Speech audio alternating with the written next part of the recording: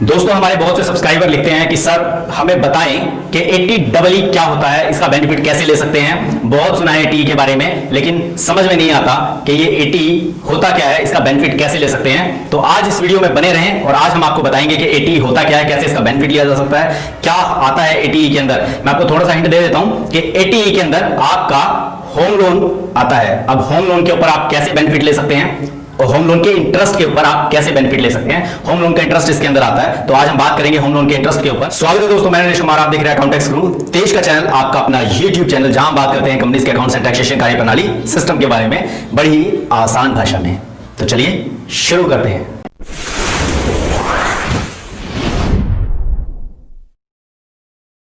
Video अच्छी लगी हो तो वीडियो को लाइक करें, चैनल पर अगर आप पहली बार आए हैं तो सब्सक्राइब करें चैनल को, और दोस्तों बेल आइकन को हिट करना बिल्कुल ना भूलें, ताकि जब भी हमारी कोई नई अपडेट्स आए, नई वीडियो आए, तो आपको सबसे पहले मिले।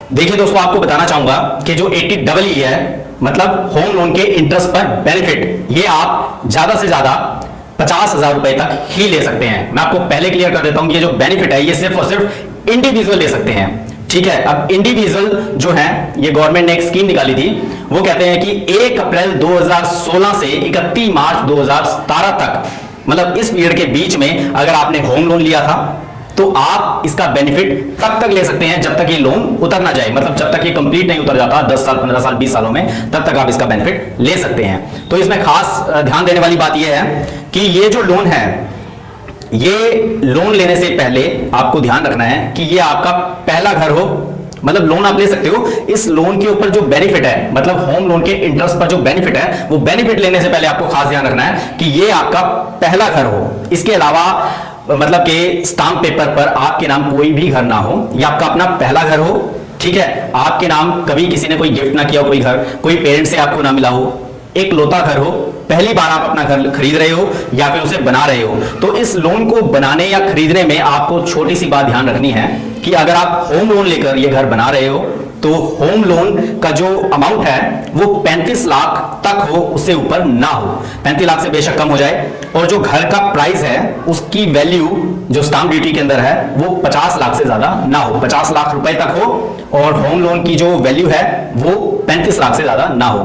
50 लाख से ज्यादा घर की वैल्यू ना हो और होम लोन की वैल्यू 35 लाख से ज्यादा ना हो, तो आप इसका बेनिफिट ले सकते हैं। अब वो कैसे ले सकते हैं मैं आपको बताता हूं। जैसे आपका ये पहला घर है और आप इसको बना रहे हो या खरीद रहे हो, और आपने जो लोन लिया वो 35 लाख से कम है, और घर की जो वैल्यू है वो 50 लाख तक है या उससे कम है, तो इसमें ध्यान देने वाली बात यह है, एक तो आप इसके प्रिंसिपल पर बेनिफिट ले सकते हो अंडर सेक्शन 80C में 1.5 लाख तक, और अगर आपकी जो इंस्टॉलमेंट जाती है साल की, उस इंस्टॉलमेंट में आपकी मान लीजिए 3.5 लाख रुपए इंस्टॉलमेंट जाती है, फिर तो आप 1.5 लाख का बेनिफिट 80C में ले सकते हैं, और बाकी का जो बचा हुआ है, जो मान लो इसमें 3.5 लाख रुपए आपकी इंस्टॉलमेंट जाती है, 3.5 लाख में से 1.5 लाख रुपए तो आपने 80C में बेनिफिट ले लिया, अब बचे 2 लाख रुपए। 2 लाख का बेनिफिट आप अंडर सेक्शन 24 के अंदर आप इसे ले सकते हो। जब आप अंडर सेक्शन 24 के अंदर इसका 2 लाख का बेनिफिट ले लेते हो तो आपको सेक्शन 80EE में बेनिफिट नहीं मिलेगा, क्योंकि सारा बेनिफिट तो आपने वहीं ले लिया, ठीक है।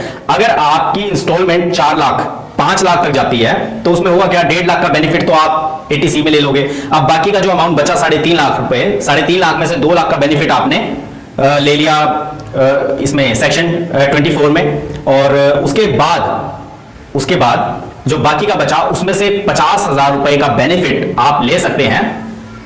इसमें खास ध्यान देने वाली बात यह है कि अगर आपका लोन मान लीजिए 4 लाख रुपए का है, ठीक है, या 5 लाख रुपए का है, 5 लाख में आपका जो प्रिंसिपल का अमाउंट है, होम लोन के प्रिंसिपल का अमाउंट है वो 1.5 लाख रुपए तो आप उसमें क्लेम कर सकते हैं। बाकी का बचा आपका 3 लाख में से आप 2 लाख रुपए अंडर सेक्शन 24 में आप क्लेम कर सकते हो।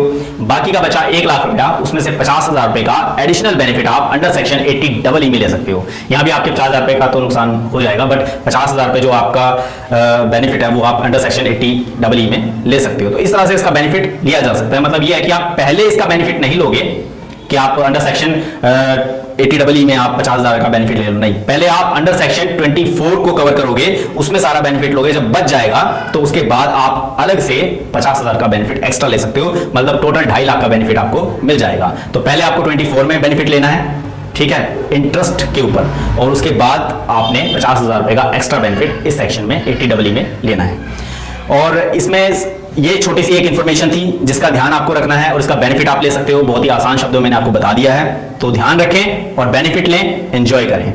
उम्मीद है दोस्तों आपको ये वीडियो बहुत बहुत बहुत पसंद आया होगा, और मुझे विश्वास है कि आपने वीडियो को लाइक, कमेंट और शेयर कर दिया होगा। और जो नए दोस्त हमारे चैनल पर पहली बार आए हैं उन्होंने चैनल को सब्सक्राइब कर दिया होगा और बेल आइकन को प्रेस कर दिया होगा। इससे होगा क्या, जब भी हमारी कोई नई वीडियो आएगी तो उन्हें उनके YouTube ब्राउजर में सबसे पहले देखने को मिलेगी। तो नेक्स्ट वीडियो में मिलते हैं एक नए टॉपिक के साथ। आपका अपने इस YouTube चैनल पर अपना कीमती समय देने के लिए आप सभी लोगों का तहे दिल से प्रेम पूर्वक बहुत बहुत धन्यवाद।